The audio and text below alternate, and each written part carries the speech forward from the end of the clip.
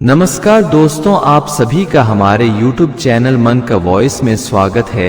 मैं रोज एक शिक्षाप्रद कहानी लेकर आता हूँ। चलिए कहानी शुरू करते हैं। कहानी का शीर्षक है एक लालची ब्राह्मण और उसकी चालबाज बहू।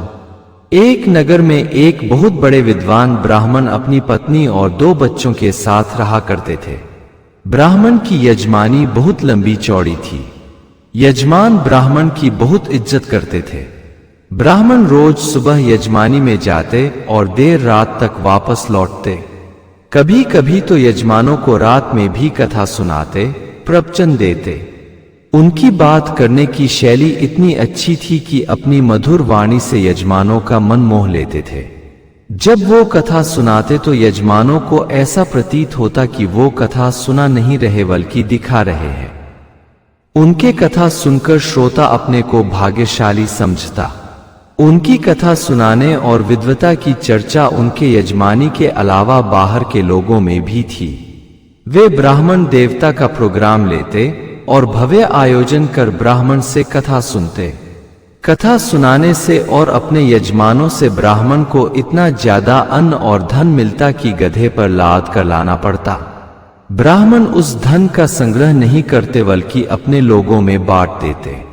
उनके पास हित मित्र, रिश्तेदार, आसपास के पड़ोसी हमेशा जमे रहते थे। ब्राह्मण ब्राह्मणी की सेवा सत्कार करते, बदले में छक कर रोज दावत उड़ाते और बांध कर अपने बाल बच्चों के लिए घर भी ले जाते। वे ब्राह्मण से इतना प्रभावित थे कि वे वहां के राजा की नहीं ब्राह्मण की ही गुणगान करते। इस तरह ब्राह्मण और उनके साथ उनके हित मित्र रिश्तेदार सबके दिन अच्छे से गुजर रहे थे। मगर कहते हैं कि ना कि समय सदा एक सा नहीं रहता। ब्राह्मण के दोनों बच्चे बड़े हो चले। वे पढ़ लिख कर विद्वता हासिल कर ली। ब्राह्मण ने बड़े बेटे को राज दरबार में राजा के महल के मंदिर में पुजारी बनवा दिया तथा छोटे बेटे को अपनी यजमानी का कार्यभार सौंप दिया। वे अब कभी कभार यजमानों की विशेष मांग पर कथा सुनाने जाते तो उन्हें कभी कभार ही दान दक्षिणा मिलता, जबकि उनके बेटे रोज दान दक्षिणा लेकर आते। अब जो ब्राह्मण के हित मित्र थे वे ज्यादातर ब्राह्मण के बेटों के पास ही रहते और ब्राह्मण के पास कम ही बैठते। आपका कुत्ता कितना भी पालतू हो, पड़ोसी अगर उसके आगे हड्डी डाल दे तो वह उसके आगे भी दूम हिलाने लगता है। तो ये तो ब्राह्मण की घर की बात थी। ब्राह्मण को उनके व्यवहार से बुरा नहीं लगता। एक दिन ब्राह्मण ने सोचा कि हमें अब अपने बेटों का विवाह कर देना चाहिए। ब्राह्मणी भी अब बूढ़ी हो चली है, कितना दिन हमें और बेटों को बनाकर खिलाती रहेगी। जब घर में बहुएं आ जाएगी तो उसे भी आराम मिल जाएगा। शास्त्रों में कहा गया है कि आज्ञाकारी पुत्र और कुलीन बहू सौभाग्य वालों को ही मिलती है, वरना बहू तो ऐसी भी मिल जाती है कि घर में कदम रखते ही अपनी डफली अपना राग अलापने लगती है। वह सास ससुर की सेवा की बात तो दूर, वह अपने पति से ही अपनी सेवा कराने लगती है। ब्राह्मण ने अपने समझ से दोनों बेटों की शादी बहुत कुलीन घर में कर दी। मगर उन्हें क्या पता था कि राजमहल में सिर्फ तितलियां ही नहीं रहती, छिपकलियां भी रहती है। ब्राह्मण की दोनों बहुएं बहुत बुरी निकली। वह आवारा स्वच्छंद घूमने वाली औरतें थीं। वह अपने माता पिता के घर जब थी तो रोज सज धज कर गांव और बाजार घूमने निकल जाती। उनके अंदर औगुन ही औगुन भरा था। वे ब्राह्मण के घर में कदम रखते ही दोनों भाइयों में बंटवारा करा दिया, यहां तक कि अपने सास ससुर का भी बंटवारा करा दिया। बड़े बेटे में सासू रह गई, छोटे में ससुर रह गया, यानी बड़े के हिस्से ब्राह्मणी आ गई और छोटे के हिस्से ब्राह्मण। कुछ दिनों तक तो सब ठीक ठाक चलता रहा। दिन में भले ब्राह्मण ब्राह्मणी अलग रह लेते थे, मगर रात में दोनों एक साथ ही रहते और अपना सुख दुख बांटते। परंतु एक दिन दोनों बहुएं किसी बात को लेकर लड़ गई। लड़ाई इतनी जोरदार हुई कि दोनों में बोल चाल बंद हो गई। बड़ी बहू ने अपनी सास पर प्रतिबंध लगा दिया कि अब वह छोटी के घर वालों से बात नहीं करेगी। ना ही उस घर जाएगी। तब सासू ने कहा कि बहू, लड़ाई तुम दोनों में है, हमारे पति से तुम्हारी लड़ाई थोड़े है, मैं उनसे तो मिल ही सकती हूं। बहू बोली, ए बुढ़िया, ज्यादा जुबान मत चलाओ, मैं जितना कहती हूं उतना ही करो। अगर गलती से भी उस बूढ़े से मिलने की कोशिश की तो बुरौती में बहुत मार खाओगी, हाथ पैर तोड़ कर रख दूंगी। छोटी बहू भी अपने ससुर को सख्त लहजे में चेतावनी दी कि तुम अब बुढ़िया से नहीं मिल सकते। अब कौन से तुम्हें बुढ़िया से बच्चे पैदा करना है जो उससे मिलना चाहोगे? चुपचाप नमक रोटी खाकर भगवान का नाम लो। अगर गलती से बुढ़िया से मिले तो तुम्हें लाठी से पिटूंगी। यह सुन ब्राह्मण को बहुत तकलीफ हुई। वह बोला, बेटा, लड़ाई तुम दोनों में है, हम पति पत्नी से कोई तुम्हें लड़ाई नहीं है। और शास्त्रों के अनुसार पति पत्नी को अलग करने वाला 7 जन्म तक कुंभी नरक में भोग भोगता है। छोटी बहू बोली, ए बूढ़ा, तू अपना शास्त्र और पोथी पत्रा संभाल कर रख और व्यर्थ उपदेश मत कर, नहीं तो तेरे पोथी के साथ तुम्हें भी जला डालूंगी। ब्राह्मण समझ गया कि समझदार को समझाया जा सकता है, मनुष्य के तरह दिखने वाले पशु को नहीं। समय समय की बात है, जो पड़ोसी ब्राह्मण के रोटी के टुकड़े पर आगे पीछे दूम हिलाते थे, अब वह बहुओं के टुकड़ों पर पूंछ हिला रहे हैं। पड़ोसी अब नजर रख रहे थे कि ब्राह्मण ब्राह्मणी मिलने ना पाए। संयोग से एक दिन ब्राह्मण ब्राह्मणी का आमना सामना हो गया।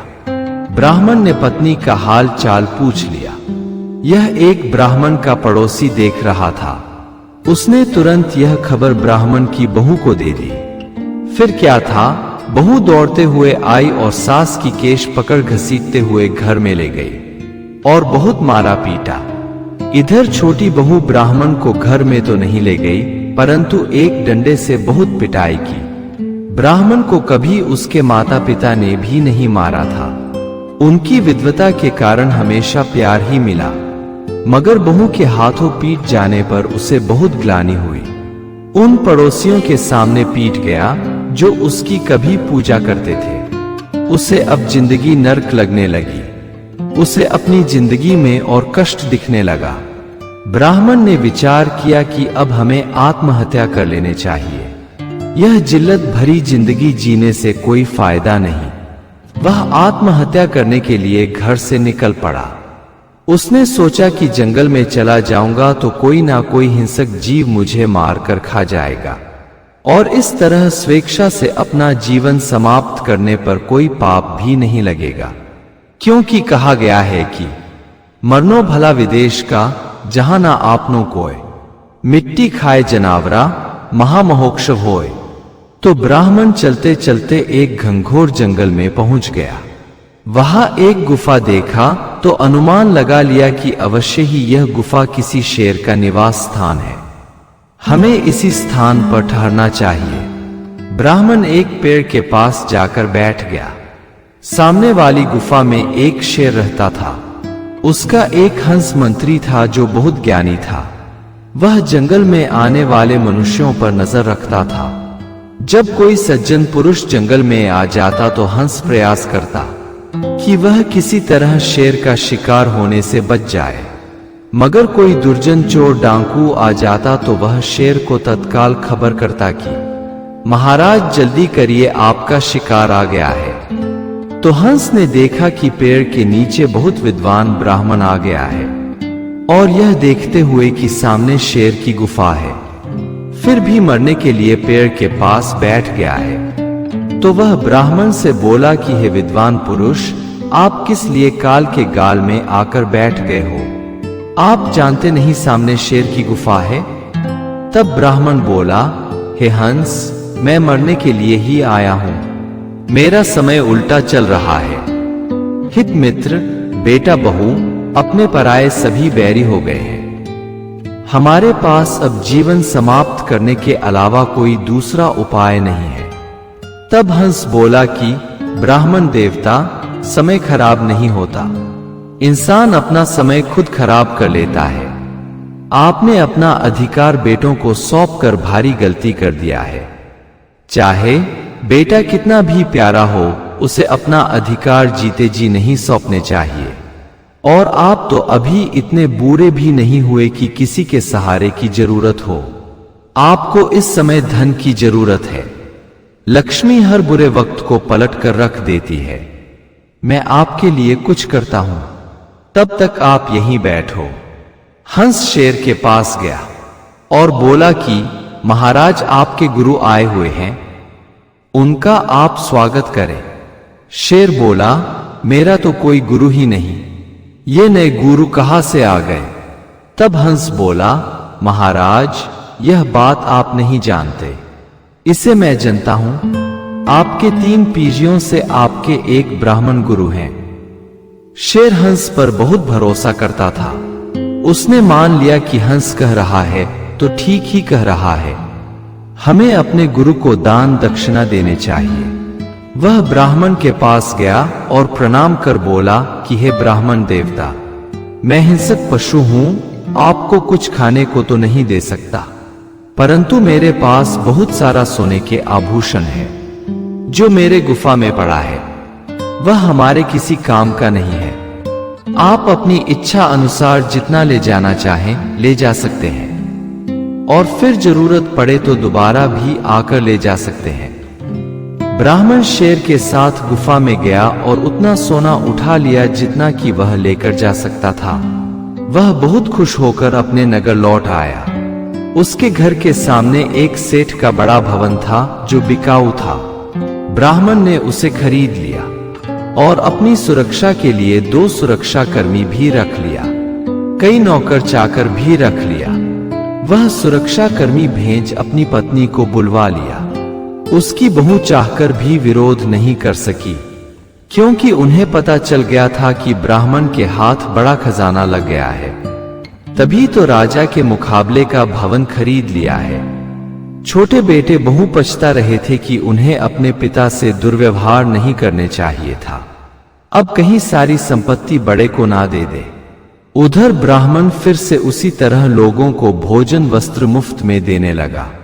जो हित मित्र कल तक ब्राह्मण से नजरें चुरा रहे थे, अब उसके आगे पीछे दूम हिलाने लगे। सच है कि आदमी की कोई औकात नहीं होती, औकात धन की होती है, और जिसके पास धन है वह परियों को भी नचा सकता है। बेटे बहू अपनी गलतियों के लिए ब्राह्मण से क्षमा मांगने लगे, परंतु ब्राह्मण को हंस की बात याद थी। वह बेटे बहू से बोला, मैं किसी बेटे बहू को नहीं पहचानता, ना कोई मेरा बेटा बहू है। तुम्हें अगर धन चाहिए तो याचकों के साथ लाइन में लग जाओ और अपने लिए भोजन ले जाओ। उधर सुख पाकर ब्राह्मणी ब्राह्मण से बोली कि आप कितना कृतघ्न ब्राह्मण हो। अरे, जिस यजमान ने इतना धन दिया उसे एक बार भी अपने घर आमंत्रित करो। ब्राह्मण बोला, अवश्य भाग्यवान, तुम ठीक कह रही हो। ब्राह्मण सोचा, एक बार हम शेर को अपना घर भी दिखा देते हैं। वह शेर के पास गया और बोला, यजमान, आप किसी दिन मेरे घर पधारे, ब्राह्मणी आपका दर्शन चाहती है। शेर बोला, ब्राह्मण देवता, हम हिंसक जीव हैं, हमारा आहार मांस है, और आप अहिंसक हो, तो मेरे लिए भोजन का प्रबंध कैसे करोगे? आप खुद किसी दिन ब्राह्मणी को यहां लाकर मुझे दूर से ही दिखा देना।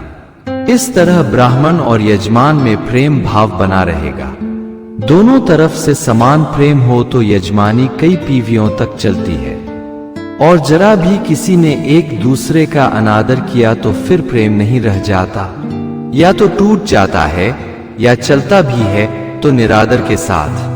ब्राह्मण बोला, नहीं शेर यजमान, हम आपका बहुत आदर करेंगे, आप एक बार पधारिए। शेर बोला, अच्छी बात है, चलिए हम आपके साथ चलते हैं। ब्राह्मण ने शेर के गुफा से बहुत धन बांध लिया और शेर के साथ अपने बड़े से घर में आ गया। ब्राह्मण ने कसाई से खरीद कर 2 बकरा शेर के लिए मांगा लिया। शेर ब्राह्मण के घर में बकरा मार कर खाने लगा तो ब्राह्मणी बोली, कैसा मूर्ख यजमान है, हमारा धर्म भ्रष्ट कर दिया। इसे तो बकरा अपने साथ ले जाकर उधर ही खाना था। परंतु नहीं, इसे तो मेरे घर को ही भ्रष्ट करना है। अब कभी ऐसे यजमान को घर मत बुलाना। शेर कुछ नहीं बोला, बहुत दुखी होकर चला गया। उधर शेर को जंगल से बाहर जाते एक बहेलिये ने देख लिया था। वह जंगल में जाकर हंस को पकड़ लिया और शेर की गुफा से बहुत सारा धन चुरा लिया। शेर जंगल में गया तो हंस को ना पाकर बहुत दुखी हुआ। उसे अफसोस हुआ कि ब्राह्मण के साथ नहीं जाना चाहिए था, परंतु जो होता है अच्छे के लिए होता है। उसने अब एक कौए को मंत्री बना लिया। उधर बहुत दिन गुजर गए तो ब्राह्मणी ने कहा कि आप एक बार शेर यजमान के पास घूम आइए, बहुत दिन हो गए हैं। ब्राह्मण शेर यजमान से मिलने के लिए चल दिया। जब जंगल में गया तो वहां का नजारा बदला सा था। अब हंस कहीं दिखाई नहीं पड़ा। एक कौवा काव काव लगा रखा था। कौए की आवाज सुन शेर गुफा से बाहर आया। उसने देखा ब्राह्मण पेड़ के पास आया हुआ है, इसीलिए कौवा शेर को बता रहा है कि शिकार आ गया है। शेर ब्राह्मण के पास आया और बोला, ब्राह्मण देवता कैसे हो? ब्राह्मण बोला, सब आपकी कृपा है यजमान। शेर ने ब्राह्मण को अपना पंजा दिखाया कि जब ब्राह्मण के पास गया था तो उसमें एक घाव था। वह ब्राह्मण से बोला, ब्राह्मण देवता, मेरे पंजे का घाव अब ठीक हो चुका है। ब्राह्मण बोला, हाँ यजमान, बिल्कुल ठीक हो चुका है। तब शेर बोला, परंतु ब्राह्मण तुम्हारी पत्नी के दिए घाव अब भी हरे हैं। चोट के घाव तो भर जाते हैं, परंतु कटु वचनों के घाव कभी नहीं भरते, वे हमेशा हरे ही रहते हैं। ब्राह्मण समझ गया शेर ब्राह्मणी की बात को भुला नहीं पाया है। लगता है आज मेरी जान मुश्किल में है। शेर में ब्राह्मण से कहा कि हंसा थे सो चल बसे, कागा बना दीवान। जाहु विप्र घर आपनो, शेर किसका यजमान। हे ब्राह्मण, तुम अपने घर लौट जाओ, क्योंकि अब मेरा मंत्री हंस नहीं रहा, उसे बहेलिया ले गया। अब मेरा मंत्री एक कौवा है और उसके कहे अनुसार ही मुझे चलना है। तुम्हें अच्छी तरह पता है कि शेर किसी का यजमान नहीं होता, और मुझे भी पता है कि मेरा कोई गुरु नहीं है। मैंने हंस की मान रखने के लिए झूठा ही सही पर तुम्हें गुरु बना लिया था, परंतु अब मेरा मंत्री कौवा है और वह तुम्हारा शिकार करने को बोल रहा है। हमें अब उसके अनुसार चलना है, उसकी मान रखना है। तो इससे पहले कि मैं तुम्हें खा जाऊं, तुम यहां से चले जाओ। ब्राह्मण, तुम बहुत बड़े लालची हो, क्योंकि तुम जानते हो कि अपमान करके फिर उसके घर नहीं जाया जाता, और उस स्थान पर भी कभी नहीं जाना चाहिए जहां सम्मान न मिलता हो। ब्राह्मण अपनी पत्नी की किए गलती पर बहुत पछताते हुए घर लौट आया, क्योंकि उसे बेवजह दानी बनने के लिए कहीं से धन नहीं मिलने वाला था। हर इंसान को बुढ़ापे के लिए कुछ ना कुछ धन संग्रह कर लेने चाहिए, वरना बुढ़ापे में बेटा बहू किसी का भी साथ नहीं देते, वह सिर्फ धन का साथ देते हैं। आज की परिस्थिति बहुत बुरी हो चली है। बेटा बहू माता पिता को अनाथ आश्रम में छोड़ आते हैं। ऐसा एक नहीं अनेक उदाहरण मिल जाएंगे। कोई ही धर्मात्मा बेटा बचा है जो निस्वार्थ भाव से माँ बाप की सेवा करता है। अगर आपको हमारी कहानी अच्छी लगी हो तो हमारे चैनल को सब्सक्राइब करें, लाइक करें और कमेंट बॉक्स में राधे राधे जरूर लिखें। आपसे पुनः मिलते हैं एक नई वीडियो के साथ। तब तक के लिए आपको और आपके पूरे परिवार को राधे राधे।